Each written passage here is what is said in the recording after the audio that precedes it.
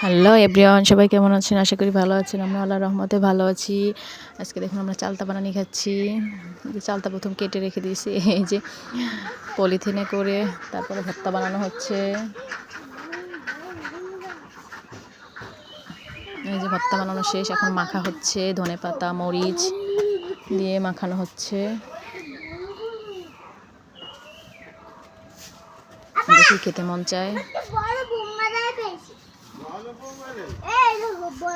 এই যে খাচ্ছি, খুব ঝাল দিয়ে, অনেক মজা।